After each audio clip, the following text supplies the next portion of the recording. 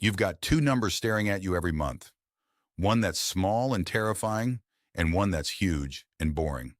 And chances are you've already decided which one to attack first without running a single calculation. Here's a specific number that might genuinely surprise you. Right now, people carrying a credit card balance are commonly paying interest north of 21%. Meanwhile, a typical student loan sits at a flat 6% or so. That gap is bigger than most people realize, and it's about to matter a lot more than you'd think. Today, I'm putting two people with the exact same debt and the exact same extra cash every single month up against each other. One of them pays off debt by gut feeling. The other pays it off by the math. By the end of this video, you'll know which order actually saves real money, and the gap might not be the one you're expecting. Meet Jake and Martin. If you're carrying a card balance and a loan payment side by side right now, this is about you, wherever you happen to be watching from. Jake and Martin both started on the exact same day with the exact same numbers on paper. $8,000 sitting on a credit card at 21% interest, $28,000 in student loan debt at 6% interest, and $500 extra a month after covering every minimum payment to put toward whichever debt they choose. That $500 isn't a raise, a bonus, or a windfall. It's simply what's already left over in each of their budgets once rent, groceries, and every minimum payment are covered. Same starting income, same fixed costs, same leftover cash. The only real variable in this entire experiment is which debt gets that leftover $500 first. Same debt, same date, same extra cash. The only thing that's different is the order. Jake goes after the credit card first. It's smaller and it's the one bleeding him dry every month in interest. So he puts his full $500 toward it while paying the minimum on his student loan. Martin goes after the student loan first. It's the bigger, scarier number, the one that makes his stomach drop every time he checks it. So he puts his $500 there instead and pays the minimum on his credit card. So, genuine question, and I actually want your honest answer in the comments, no matter which country you're watching from.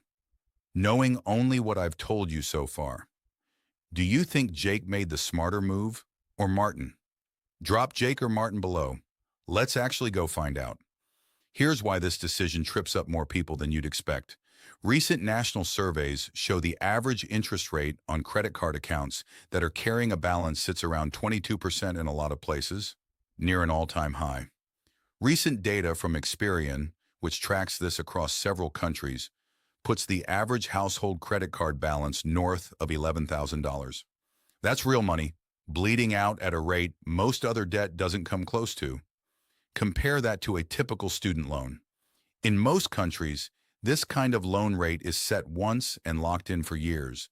And for loans taken out recently, a lot of borrowers are sitting around 6% for the entire life of the loan. No surprises, no spikes, just a flat, predictable number sitting there. It's genuinely one of the cheapest ways to borrow money out there, and most people carrying one have no idea that's true. I actually had to double-check this one myself because it seemed too extreme to be real, but the math works out that someone borrowing at a rate like this over a standard 10-year term repays only a little more than $3,600 in total interest on a $10,000 loan. A credit card charging triple that rate can rack up more interest than that in a single bad year, on a balance a fraction of the size. Here's the analogy that actually makes this click. Picture two garden hoses filling the same bucket. One hose is a slow, steady drip.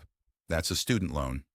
The other hose is basically wide open, flooding the bucket, and every month it's costing more just to keep up.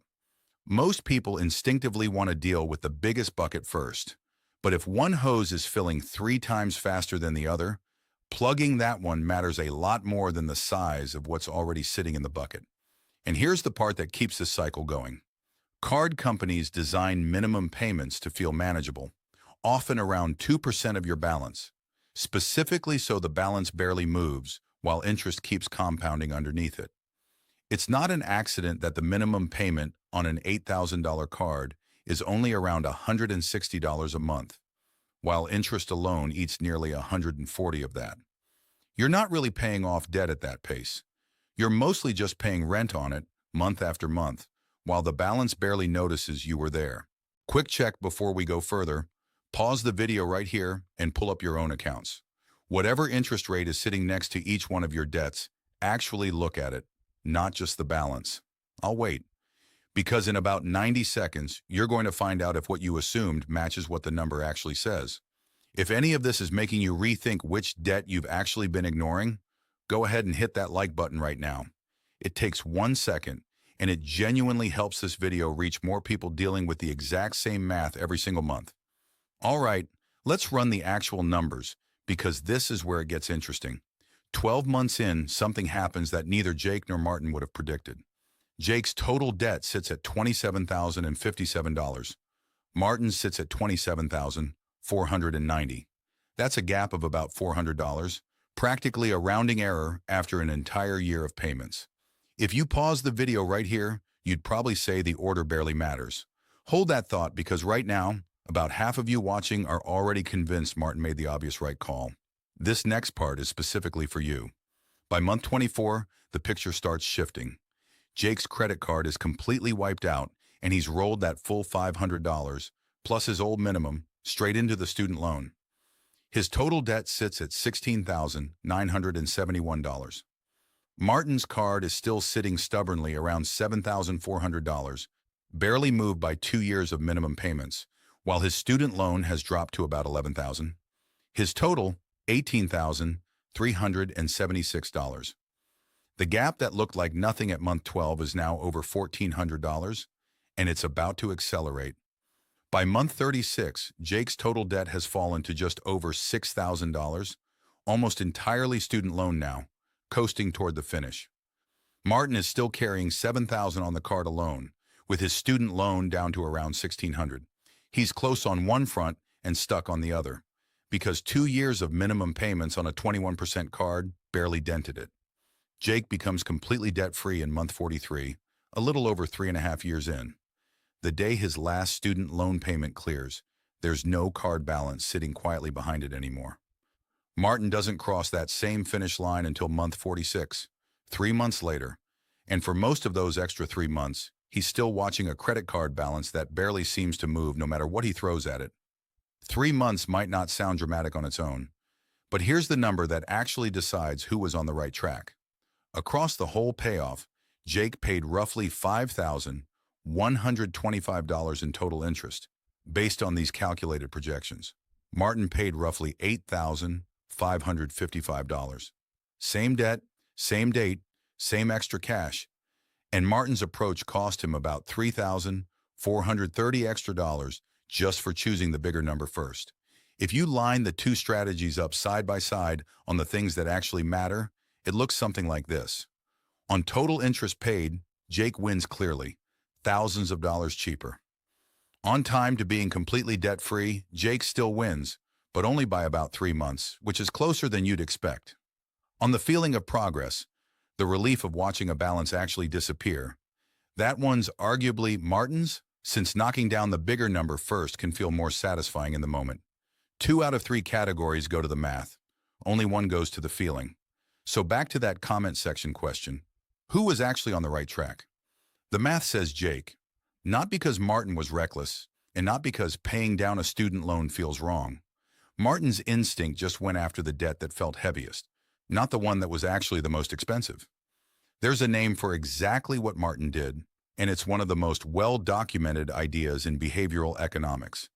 Mental accounting, first mapped out by Nobel-winning economist Richard Thaler. Instead of treating debt as one single number with one true cost, our brains sorted into separate mental buckets, the scary loan bucket and the annoying little card bucket. And we react to the size of each bucket instead of what it's actually costing us every single month. That $28,000 student loan feels like the emergency, but it's quietly the cheaper debt in the room. It's not a character flaw either.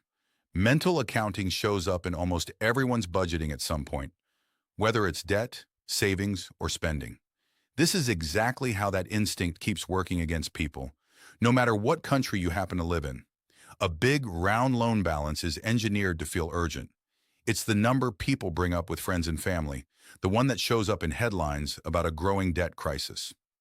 Meanwhile, a much more expensive credit card balance sits quietly in the background, undramatic, easy to ignore, because it's smaller and less talked about. The size of the fear has nothing to do with the size of the actual cost, and that mismatch is exactly where Martin's extra $3,000 went. Quick note before the steps. I'm not a financial advisor, and this is education, not advice. For your own situation, it's worth talking to a licensed professional. So here's what Jake's approach actually looked like in practice, and you can run this exact same play no matter where you live. First week, Jake sat down and wrote out every single debt he had next to its real interest rate. Not the balance, the rate. That one list is what flipped his instinct, because on paper, 21% next to 6% isn't a close call at all. From there, Jake kept paying the minimum on every other debt, no exceptions, and pointed every extra dollar at whichever single debt carried the highest interest rate. In his case, the credit card. That's the whole strategy. It's sometimes called the avalanche method, and the smartest part of it isn't complicated at all. It's just refusing to let a scary balance distract from a cheap interest rate. And the third piece is the one people skip. The second Jake's card hit zero, he didn't treat that extra $500 as new spending money. He immediately rolled the entire payment, the old minimum and the extra, straight into the student loan, which is exactly why his second half of the payoff moved so much faster than his first. Momentum only compounds if you actually keep pointing it at the next highest rate instead of letting it quietly drift into your regular spending. That rollover moment is genuinely the easiest part of this whole plan to skip, because the second one debt disappears, it feels like a win worth celebrating with a little breathing room in the budget. Jake gave himself one small treat to market and then went right back to the same system the next morning. Nothing fancy, just refusing to let the freed-up cash quietly blend back into everyday spending before it had a chance to attack the next number on the list. If you're staring at 2 or 3 debts of your own right now, here's the mental model worth keeping. The biggest number in the room and the most expensive number in the room are almost never the same thing, and only one of them is actually costing you money while you sleep. Order matters more than most people ever sit down and actually calculate. And now you've seen, in real numbers, the true cost of getting it backwards. It's not about which debt scares you the most. It's about which one is actually charging you rent every single month. Wherever you're watching this from, the math works the same way. If this changed how you'll look at your own debt list, hit subscribe. I break down one real number like this every single week. And I genuinely love to know, which one were you already planning to pay off first? Tell me below. I read every comment. Keep pushing forward, stay disciplined, and I will see you in the next one. Growbit US.